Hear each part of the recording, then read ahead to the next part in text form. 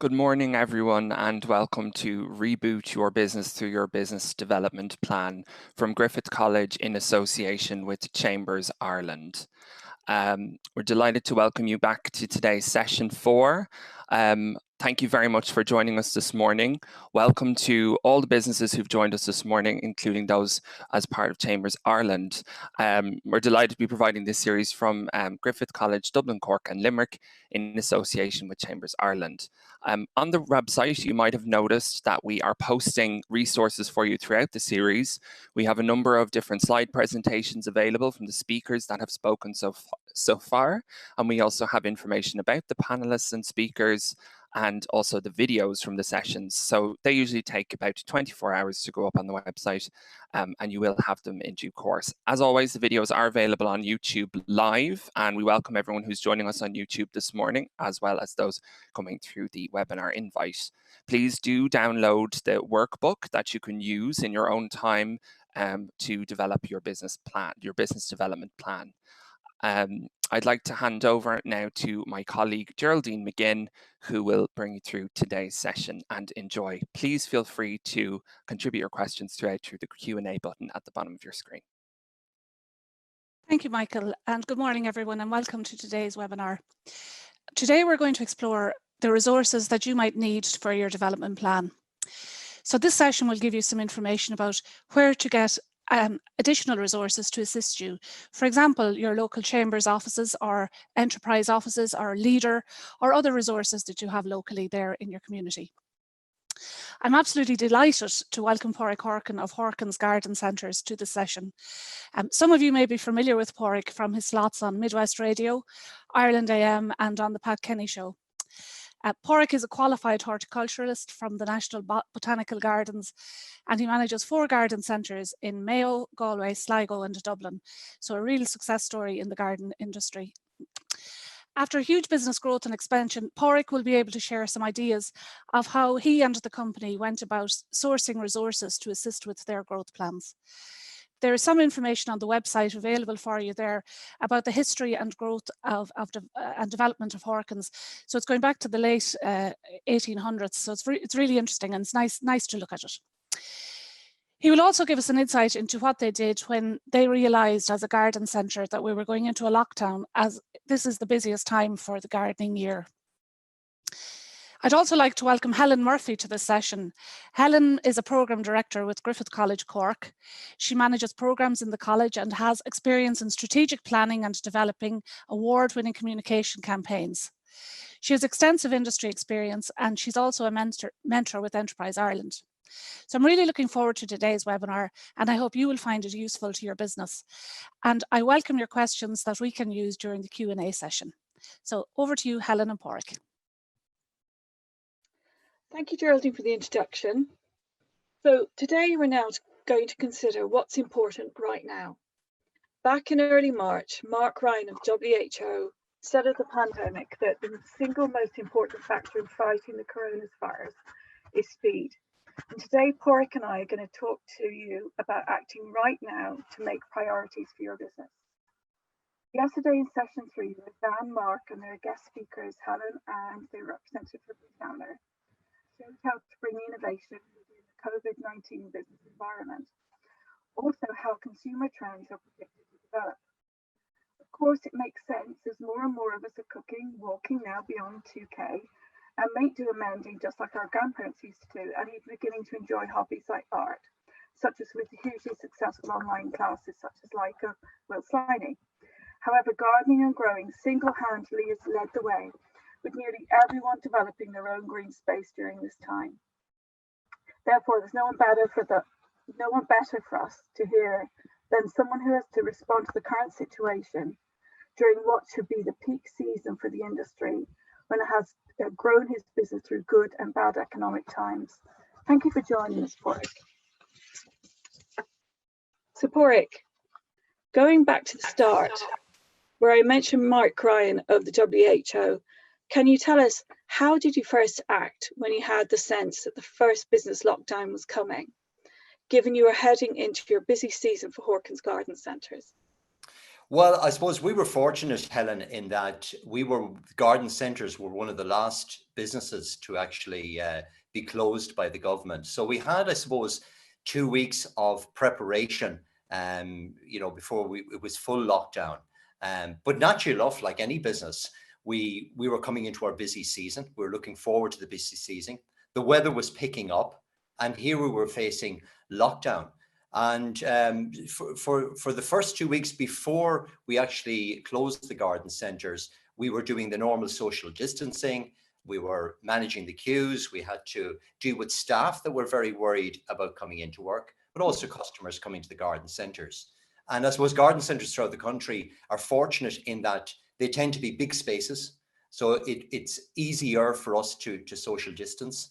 And people tend to be more leisurely when they're shopping in garden centres. They take their time. So it was probably easier for us to manage the queues and the social distancing and the customer service than most other businesses. However, we faced full closure, and we have 4 garden centres within our group right throughout the country.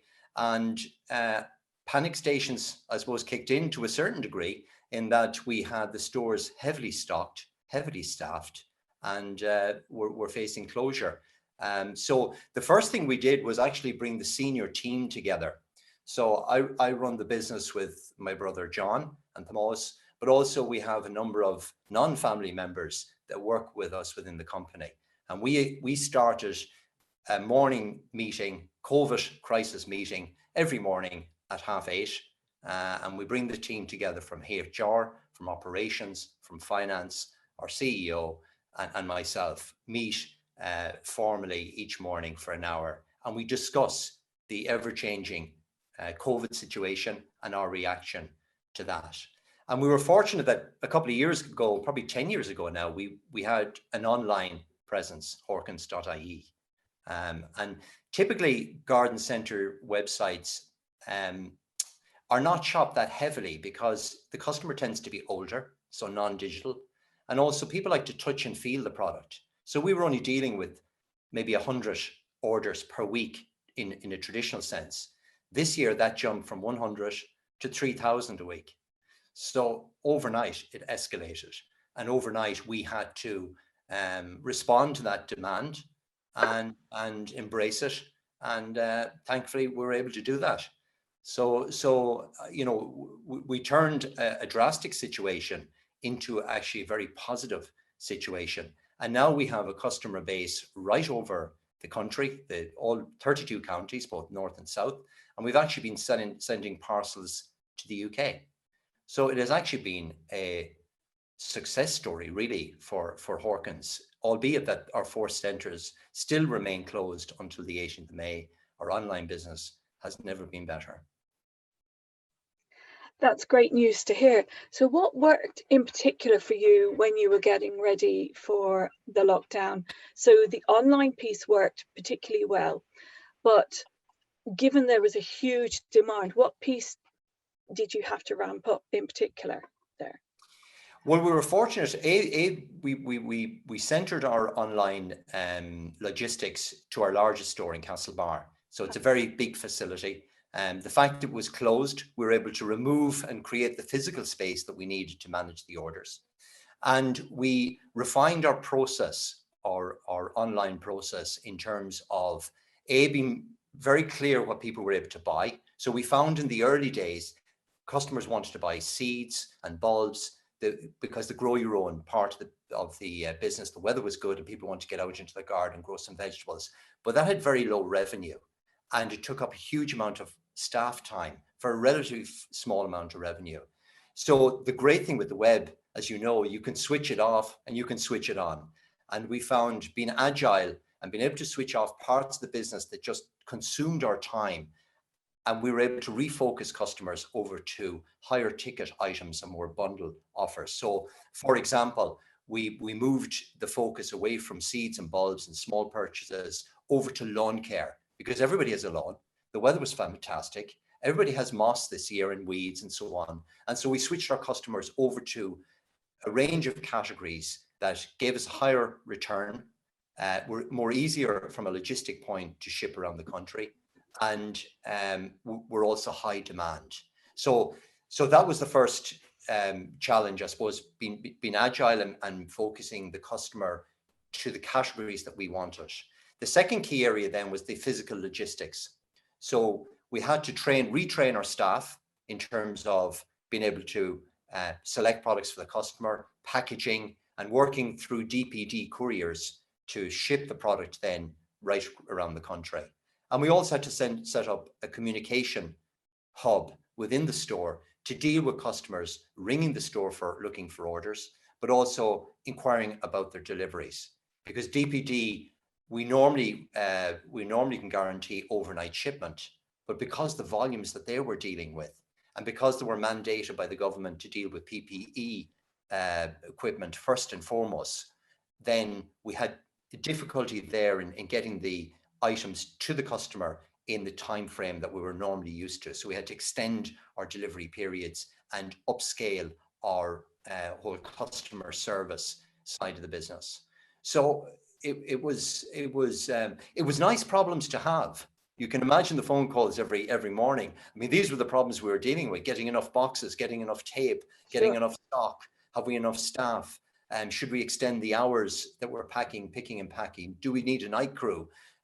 These were the actual issues that we were dealing with, not a loss of revenue or problems trying to lay staff off. We have 160 team members right throughout the company, and each of those have been kept on helping us with our customer service and our fulfillment, primarily on the web orders part of the business.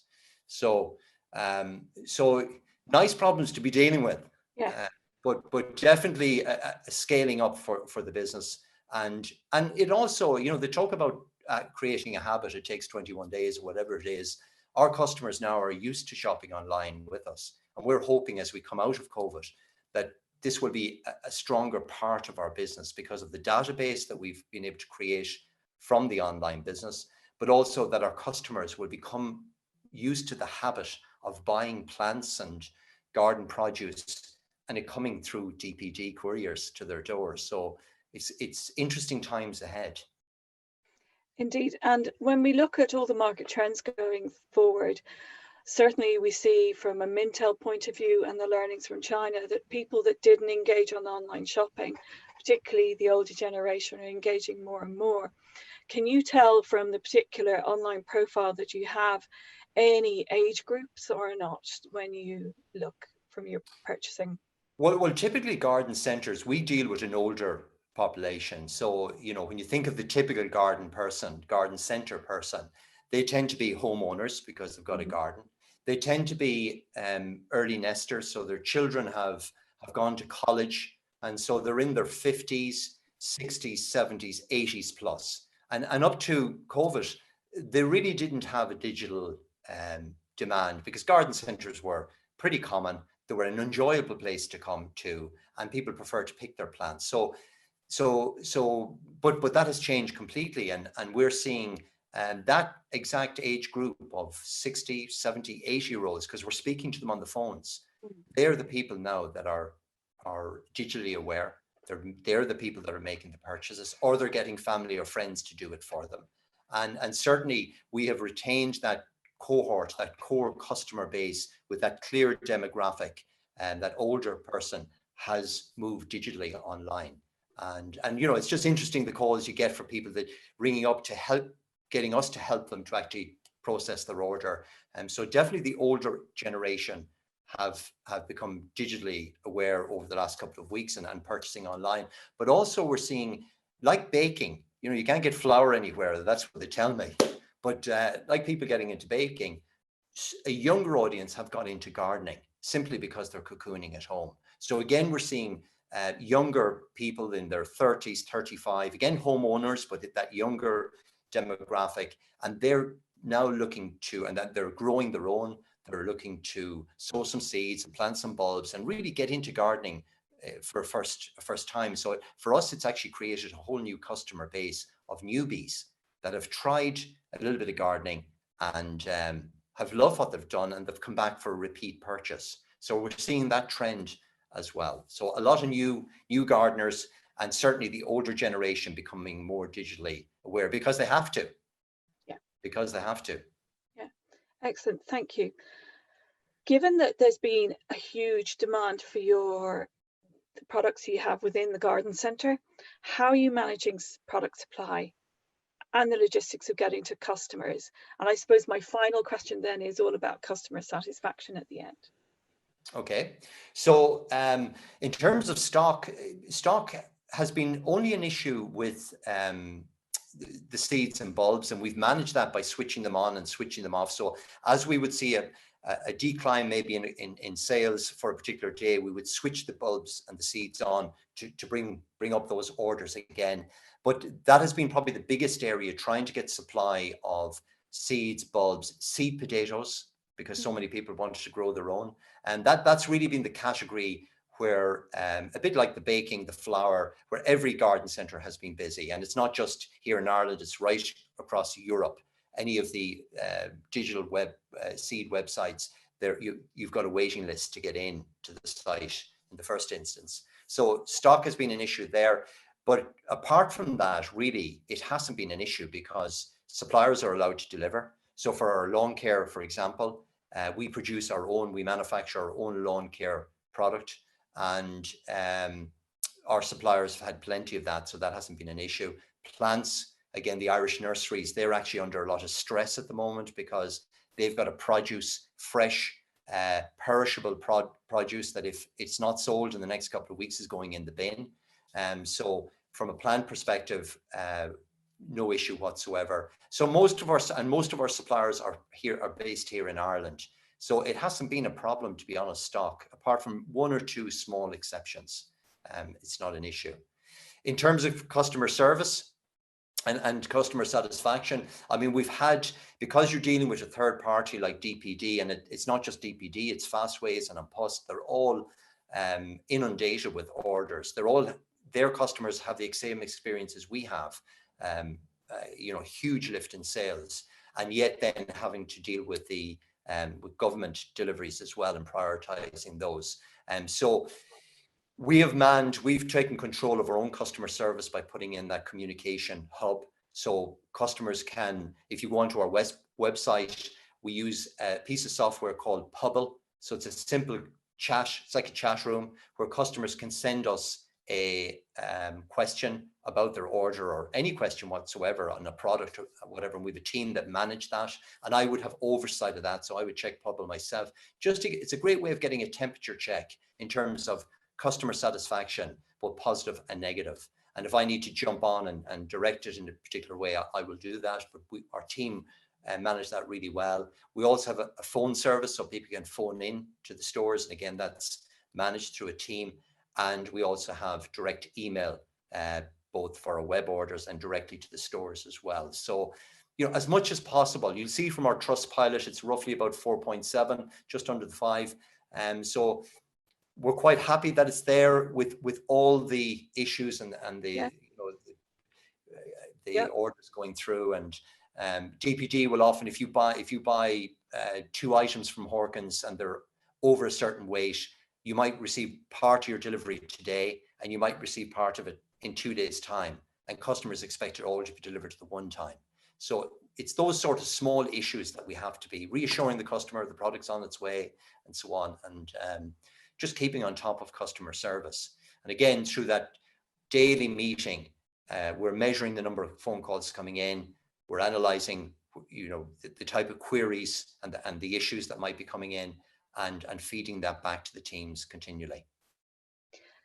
Pádraig, a lot of businesses certainly smaller businesses have started taking orders from customers on the phone and delivering. Have you considered taking telephone orders? And if so, how did that work for you?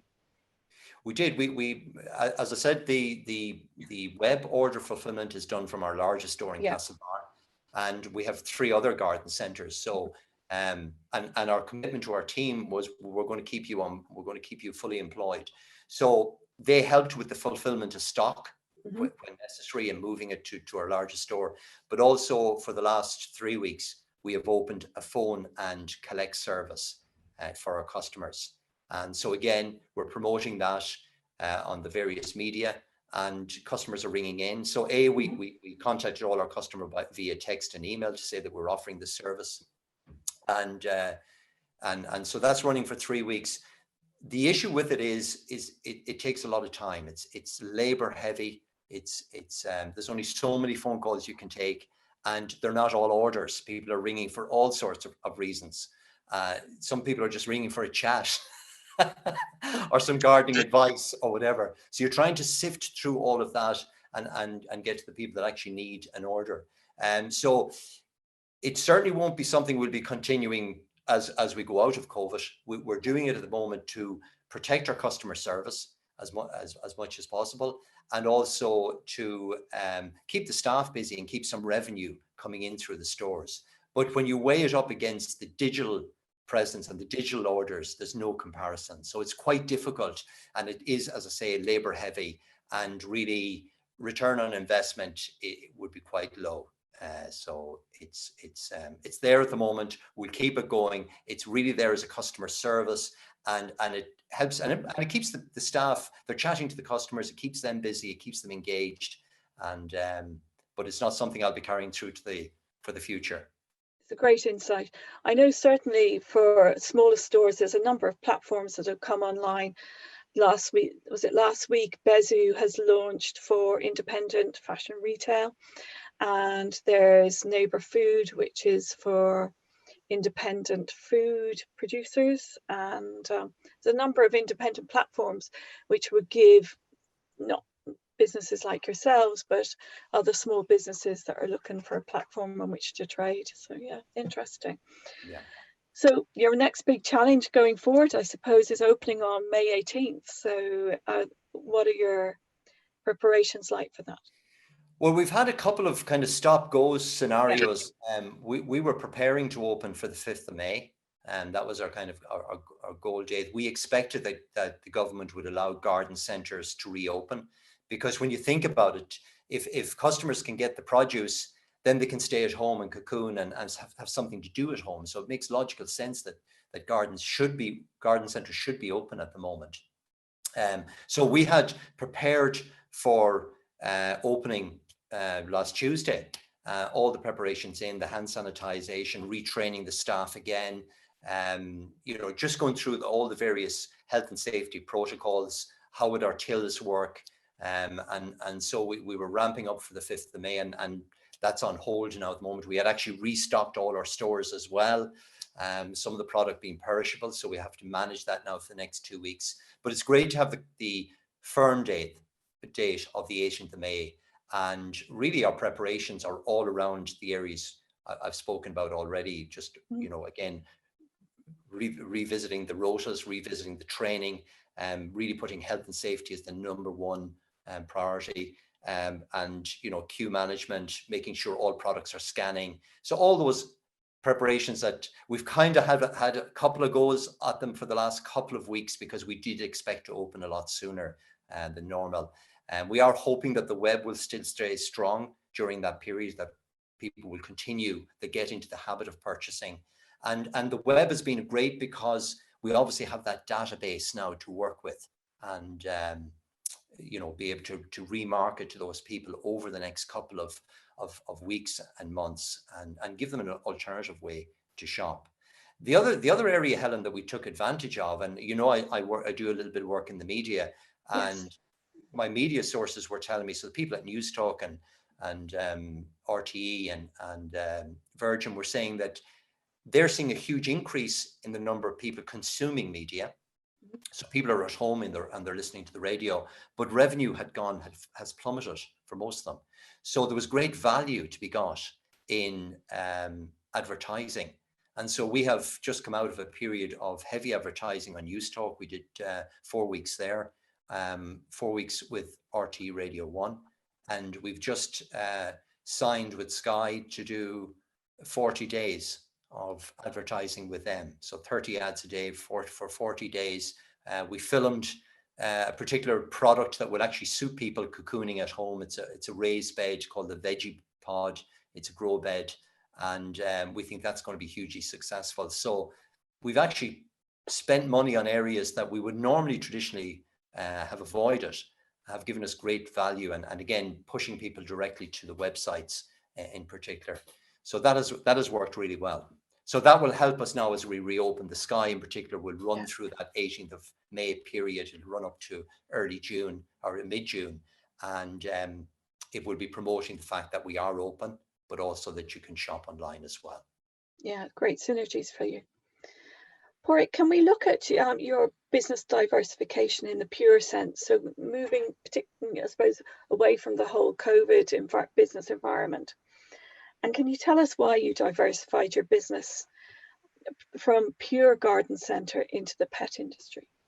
Okay, so yeah, so maybe just go back to the kind of the origins of the company. I was brought up in a grocery business. My dad had a VG store, and he was a great man for diversification. So in the grocery business, he also used to sell gas heaters and gas cookers and chainsaws and lawnmowers and you name it. So I was brought up with that culture of diversification. He even had his own homebrew department within the grocery business. And so we were brought up with that kind of, looking for diversification and other opportunities that would be complementary to our business.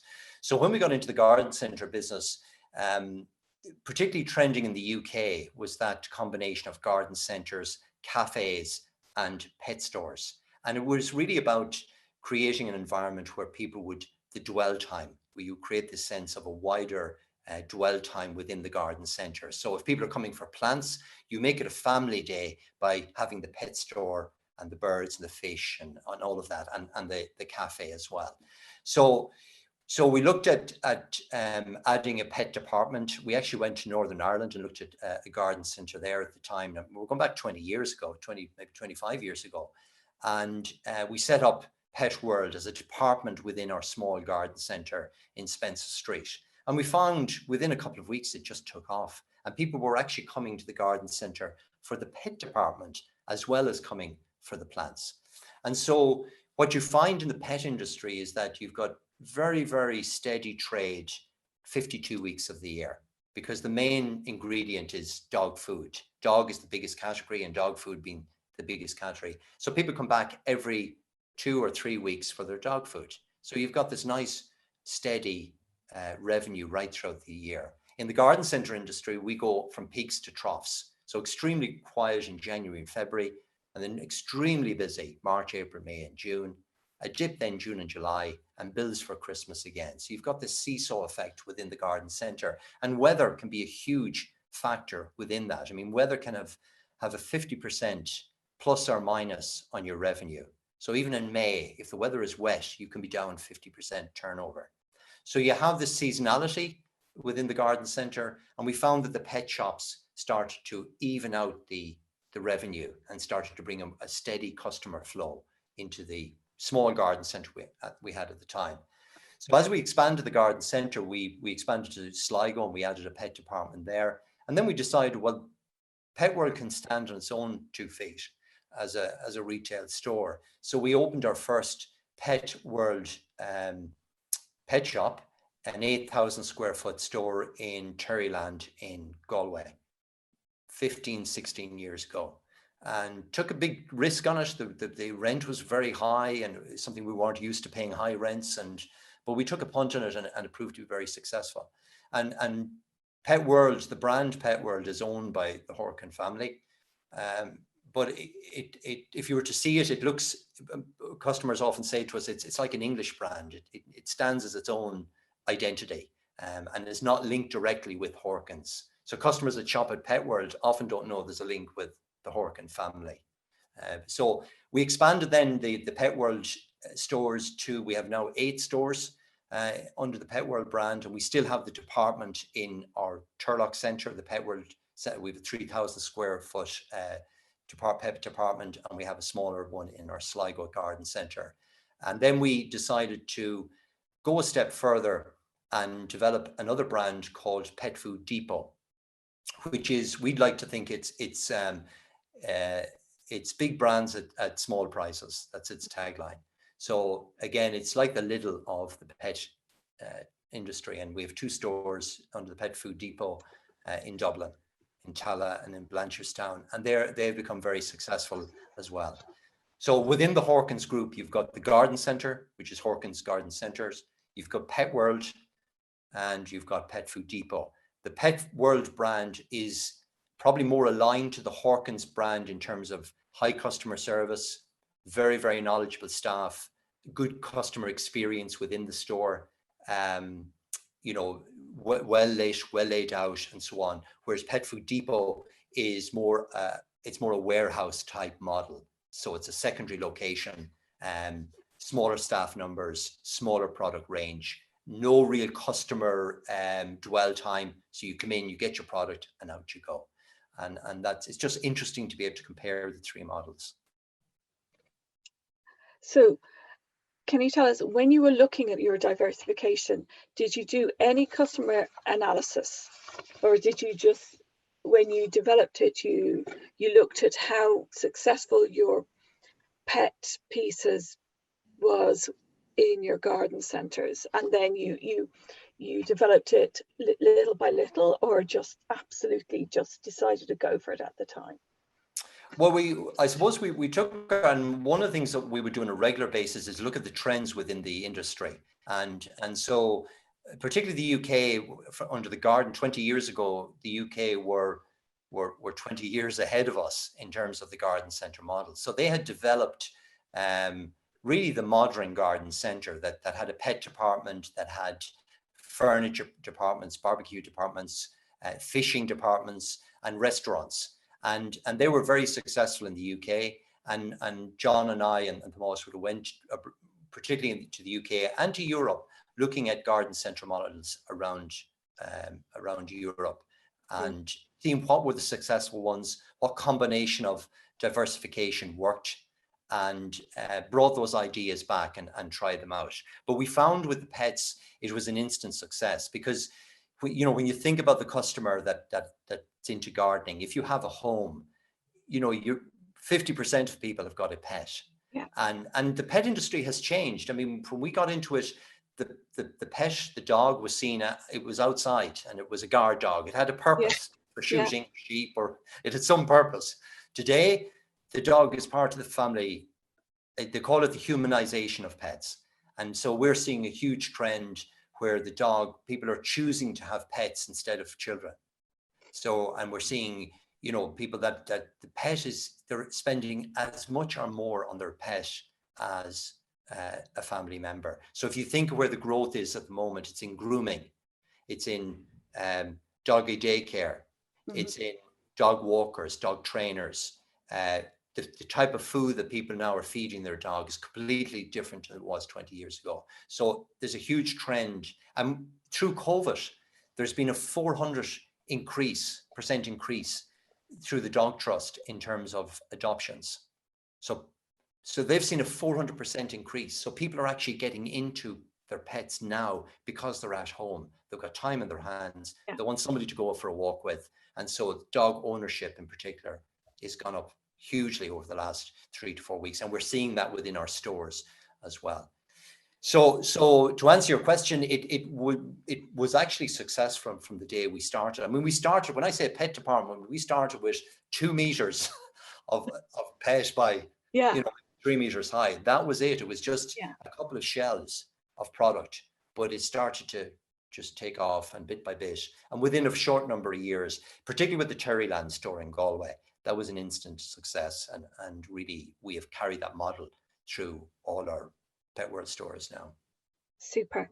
So when you measure your financial operations, what typical key performance indicators would you look at then for success if you were to add on another store? Or for instance, when you moved from, you know, from your customer service heavy store into your, what you call your bulk purchase stores?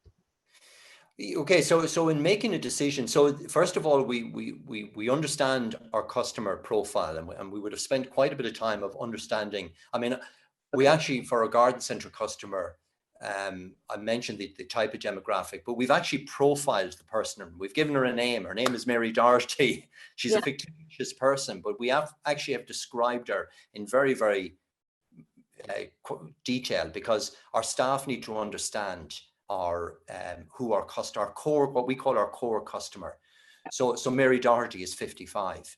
She's a married person. She lives in a particular area. She's married to somebody. She drives a particular car, and we've defined that person because it helps our buyers when they're purchasing new stock to understand they're buying from Mary Doherty and not from themselves.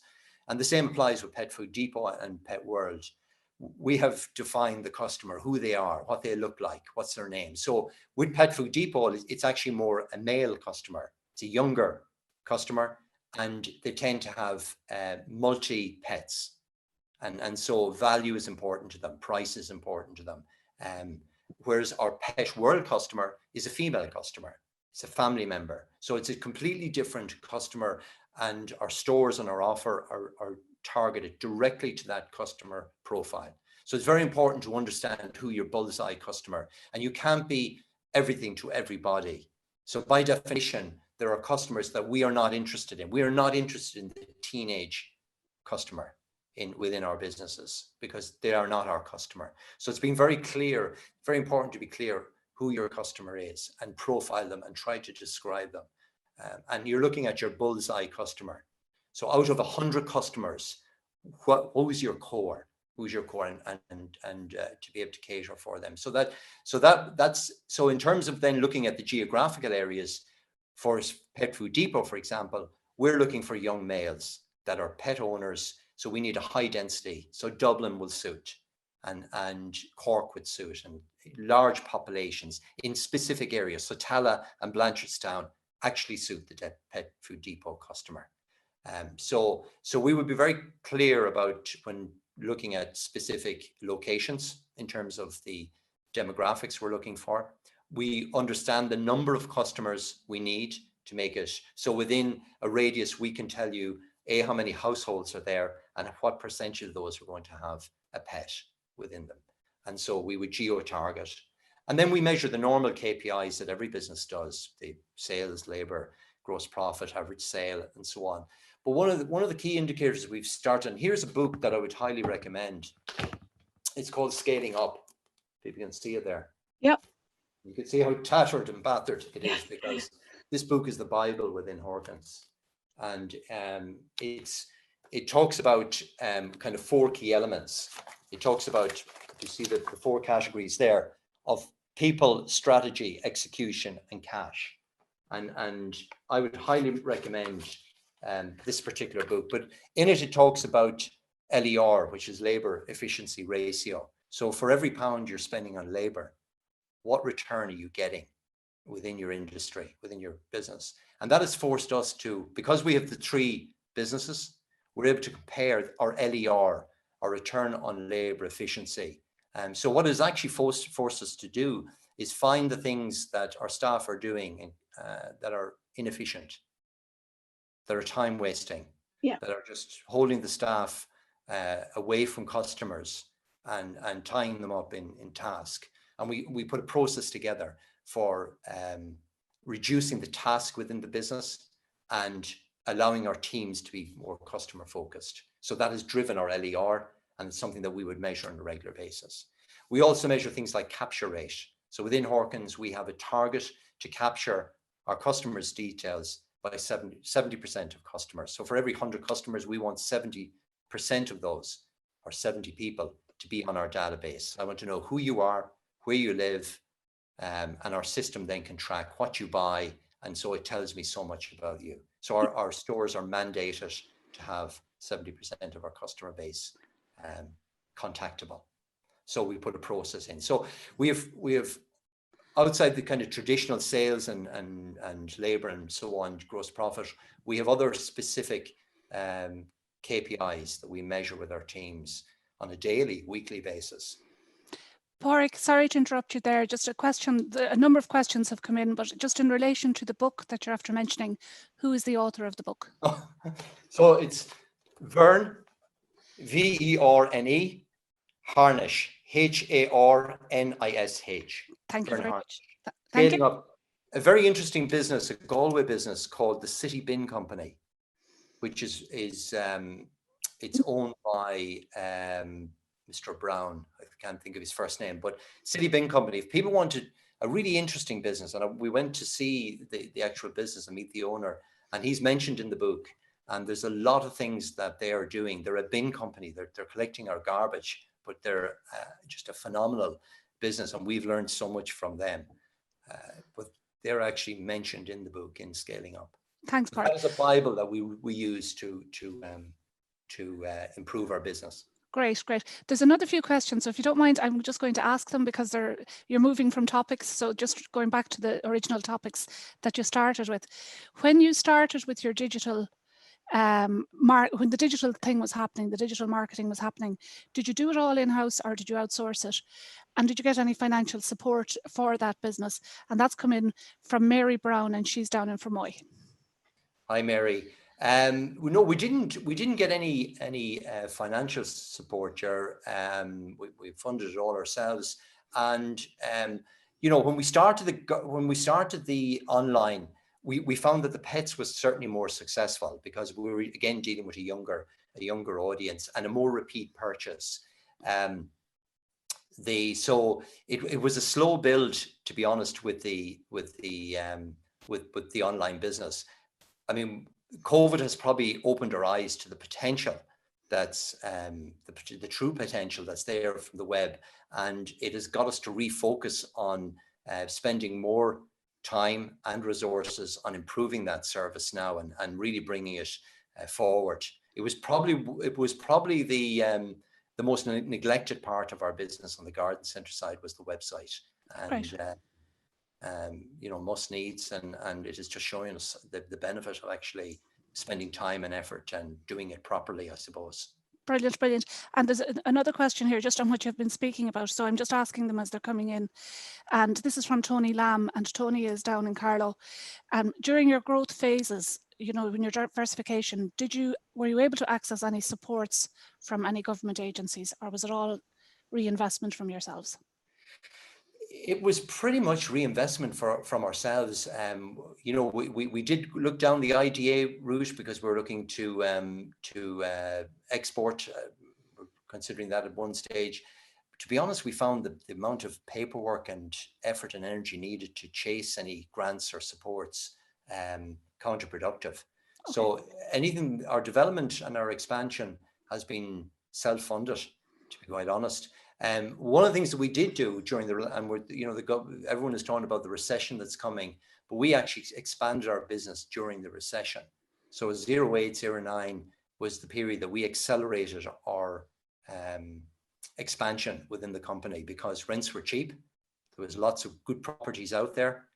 The dogs still had to be fed and the garden had to be tended. So it was actually a time for expansion during the recession, and that's probably something that we'll consider now. We're looking at the landscape, over the next 12 months, 24 months. Where is it going to be, and where are the opportunities within that, and how do we agile, through agile development, start taking the opportunities that are going to be presented. Thanks, Pádraig. I'll let you back to Helen there again. I'm just asking the questions as they come in. Thanks a million. Thanks, Geraldine. Sorry, I'm just going to regather there. So, Pádraig, when we were talking then about the KPIs, it was really powerful to understand that not only do you use customer analysis, but you create the persona. And the Scaling Up book is a really good tip. So thank you for sharing that. When we were getting ready for this session, both you and I discussed the whole thing of dealing with the whole situation of COVID-19, that sometimes it's just a small change in your business that will make an effect. And I'm going to ask, what small business change have you made in your business that has made a large effect? Can you give me an example? Well, a very simple one, and this goes back to, we're a great believer in anything we do, we measure. Yeah. So any new business we open, any new store we open, we have very clear deliverables and very clear KPIs, or similar to what we're doing with Sky at the moment. The investment going in there, we've actually set very clear daily targets to be met by return on investment for the project. But a simple thing we did, what I mentioned, the lawn care program, and heretofore we would, so what we were trying to do was get people to come to the website to make their purchase. And I had a particular product that is unique to Hawkins called Zero, which controls moss in your lawn. So anybody out there that has moss in the lawn, look for a product called Zero. But it's what we call a home brand product. So it's unique to Hawkins. And we use that as the clickbait to get people, because we knew the problem was there. We knew people had moss this year because of the wet winter. And we use that as our clickbait to get people to the website. But in lawn care, there's 3 steps. There's the control of moss, there's the feeding of your lawn, and there's the control of weeds. So there's actually 3 pieces to the puzzle. But we found in the first week or 2 that people were only purchasing part 1 of the puzzle. So we reconfigured our landing page. So as soon as you come onto the website, you saw the 3 products that you were supposed to purchase. So it was a 3-step process. And we presented it in that way, in a 3-step process to the customer. And sales just took off. For all 3 products, we actually ran out of the weed killer part. Now, there's a product that we might only sell a couple of hundred a year. This year, we were selling thousands of it. So we actually ran out of stock. It's one of the things that we did run out. And so what we found, that people bought the first 2 and then came back a couple of days later, very anxious to get the 3rd piece of the puzzle. So a simple change on our landing page and on our product pages had a huge uplift in customer service, because it was a better overall effect that we're going to get, but also in terms of revenue. So sometimes small changes, and we have this terminology within the business called agile development. So what do they say? That perfect gets in the way of good, and that sometimes you try to have everything perfect rather than actually starting something, yes, measuring it, but being agile and being able to change and adapt and take the learnings from yesterday and apply them to tomorrow. And so we would be very much, that would be kind of our sense of our rhythm within the business. How can we be agile? How can we get this up and running? How are we going to measure it? But then how are we going to adapt it daily on a regular basis to make it better? And taking feedback from our staff, feedback from our customers. So we have the different conduits, like the Pubble I mentioned, like Trustpilot, like the phone calls coming in. So we're constantly looking at, well, how do we improve what we're doing at the moment?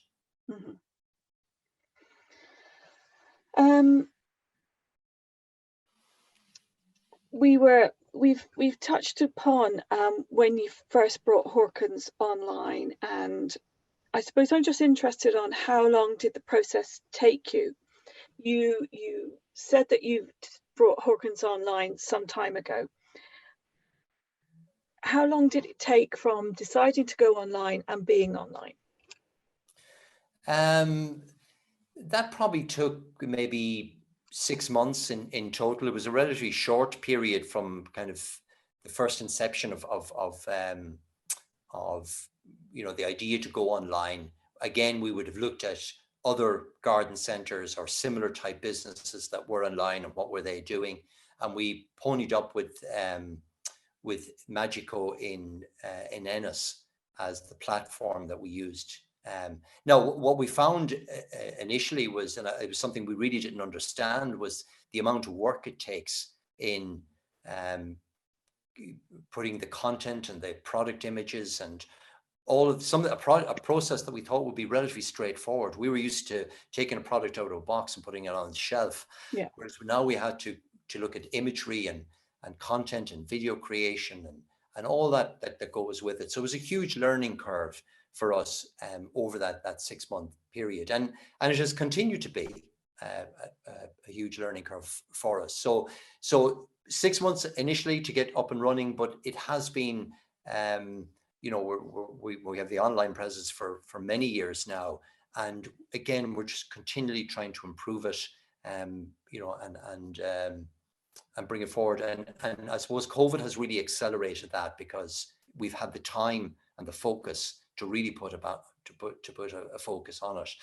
What we did learn, one of the things that we did learn was, in trying to bring the website alive and effective, we were tapping into our existing resources. So we were asking busy people within the company to work on the website. And really, in hindsight, we should have looked for a dedicated team, taking them away from what they were doing and actually put them solely on that project. And so many of the projects since that's what we do, rather than adding to somebody's load already, because it tends to be piecemeal and tends to be very slow, actually freeing up the resources or bringing the resources in externally to work on particular projects, and the execution is so much faster. So currently, I'm aware that the LEO have a support of getting your business online up to 2,500, which match funds. You have to match fund 2,500, which will be of interest certainly to the people that may not have an online presence as yet. But also, I think it's for potentially for online marketing as well. I know you've mentioned to Geraldine that you haven't looked for any maybe assistance getting some of your business development thus far, but would you consider speaking to any of the support agencies going forward or not? We'd certainly consider it, and now that the government are putting their plans together and making funds available, we would certainly look into that. And definitely I'd recommend to any business, this is the opportunity now. If there is support then, and Leo here in Castlebar is very, very strong, very good organization, and we would tap into them on a regular basis for webinars or conferencing or information in particular. And the book, the Scaling Up, the Chamber of Commerce in Ennis got Vern to come over and speak in Dromoland back in January, and that was a fabulous conference and day. So we use the likes of Leo and more for conferencing, networking opportunities, rather than funding per se. Yeah. So how important was the long-term and short-term plan? Sorry, now I've jumped forward. In your business overall, can you tell me what challenges did you encounter along the way, particularly when you've developed your business and grew your business in recessionary terms? How did you grow out of that? You've already mentioned that was the time that you grew, that you looked at developing because there was properties available maybe with more affordable leases and all that sort of thing. Is that the time that you went into your growth period, or? Yeah, well, we would have been growing, I suppose. The garden centre business started as one store, and our next move was to open 2 more garden centres, one in Sligo and one in Galway, and then we opened the very first pet store. And really, I suppose once we saw the success, and all 4 units and outlets were successful as standalone businesses. So that gave us the motivation. It gave us the resources as well to continue to develop. So it really was a perfect time, because plenty of properties were available, the rents were relatively low. It was easy to negotiate break clauses within the leases, and each business became self-financing after a short period. So it was like we're having at the moment. It was the perfect storm in one instance for us. So we took advantage of that. And obviously, as we came out of the recession, we saw the rents going up and with new locations and costs increasing. So it's really, what do they say? You when everybody else is selling, you buy, and when everybody else is buying, you sell. And it's really during this period, it's actually thinking about, well, what are the upsides on this, and where are the opportunities? And I feel for next year, we're ready to grow again, and this might be just the time to take advantage of that. And I suppose coming into how important it is to have a long-term and a short-term plan during these current times. So the short term really is for the next 6 months, and then the long term is for the next, I suppose, 12 to 15 months. Absolutely. And so it's critical. And, you know, I refer to the 8:30 meeting we have every morning, and that's very short term. It's looking at days and weeks ahead and planning for that.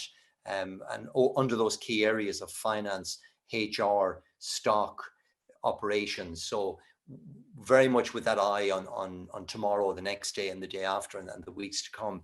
But also it's looking at, and in our conversations, we're talking about over the next 2 years. And so what are the trends we're seeing at the moment? What are we hearing within, like, media is very short term. So what we tend to reach out to are people like Retail Excellence, ISME. What are they saying? Where do they see the future? Also, over the years, we've made contacts within other garden centres and other pet stores in Europe, and talking to them and what's happening there. So really with an eye to that 2-year, 18-month, 2-year plan. And we'll be moving very quickly. We normally do our business planning in November, but we're going to be moving into that phase very shortly now to start planning the next 18 months to 2 years. One of the things in scaling up, they talk about the accountability chart. And this is where you look at what are people accountable for. So our CEO, John, is really responsible for the strategy and the vision and the future. And so he spends his time and his thinking around, well, you know, he's 18 months ahead or 2 years ahead. He needs to be in that space and being freed up to do that. Whereas our operations team are looking at the short term, short to medium space, and making sure that the dollars are still coming in, and everything is the oil still, or the wheels still get oiled. So within our organization, we're very clear about what people are accountable for, what's their function within the business, and what should they be spending their time on. So going back to your point, short-term planning and long-term planning need to go in tandem. Yeah, and this would always be a written document, and it would be shared across the company or within your team in any way. Oh, absolutely, and we would tend to involve at all levels our staff. So we tend to particularly during business planning, we get feedback from all our managers, all our senior team. They're all involved in the future planning of the company as well. Excellent. So finally, other guest speakers, Porrick, talk about accessing services of business coaching to help them focus on their business. Have you done it? Do you think it's beneficial? We have. We've done it for many years now. We have used John Murphy, John Murphy worked with both John and I and Tomas at a senior level in helping us to develop our strategy, in coaching us and developing us. Recently, we've used Ray O'Connell. So Ray is ex from Carol's Irish Gifts.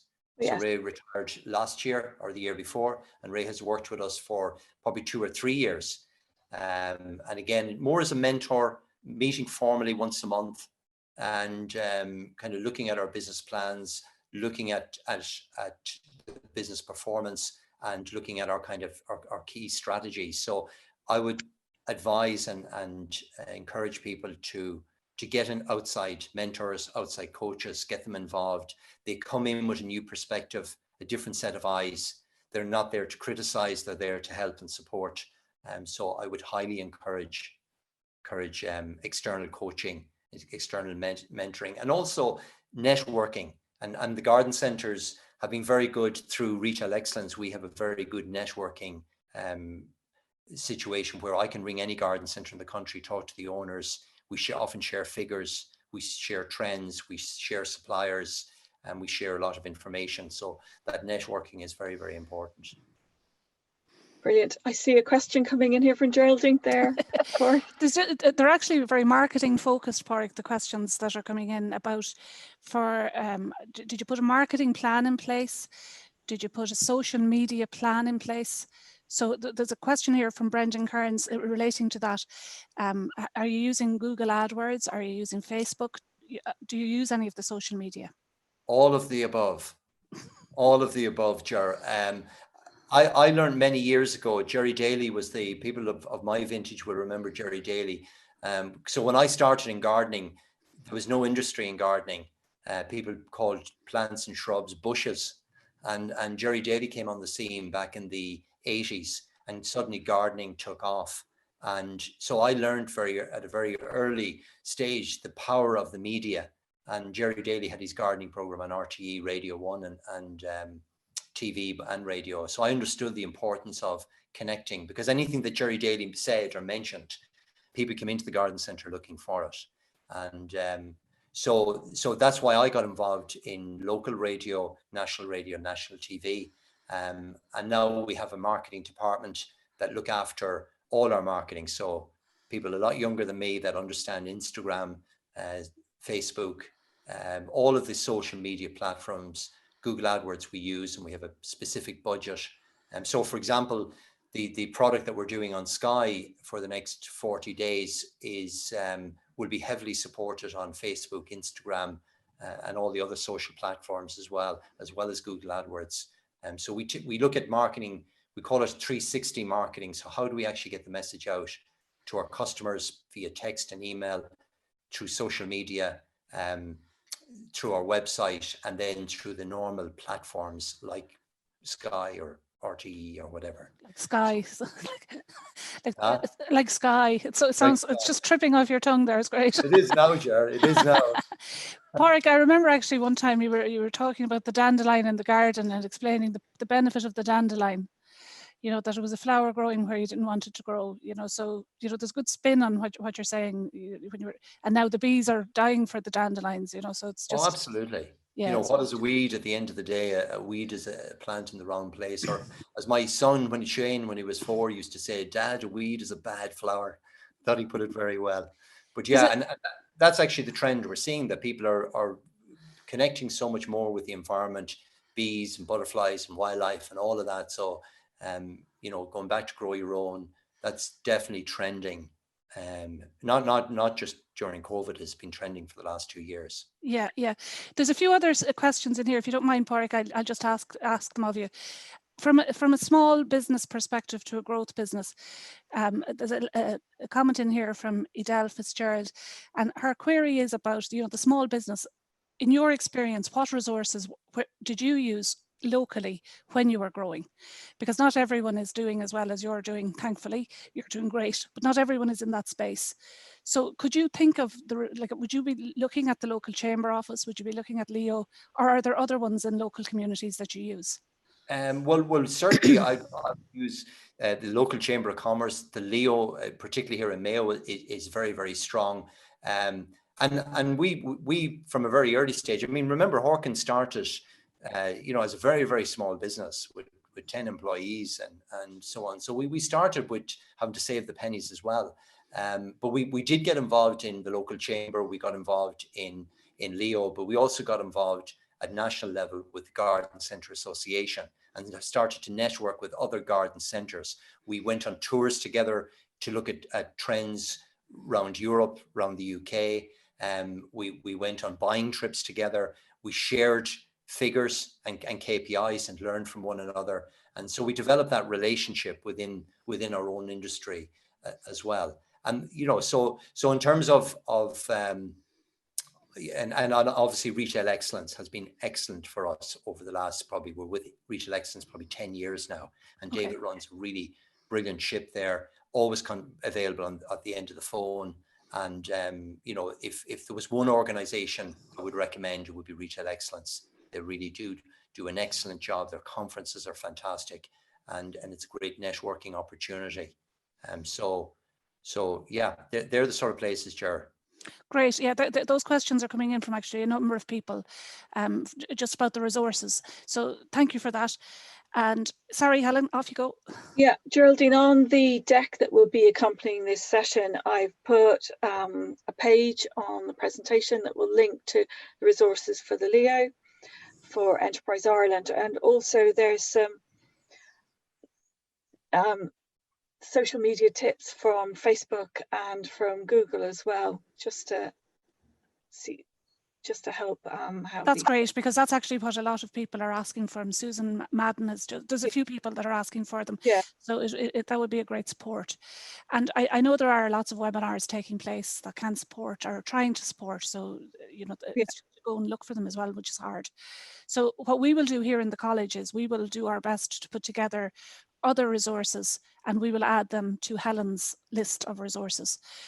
Because they are important for you when you're on your own in business. Sometimes it's a lonely place to be, and you're the decision maker and you're not sure if you're doing the right things. So sometimes it helps to see and bounce things off each other and join networks to help you to say, we're all in it together. We're all not sure of what our decision making possibilities are.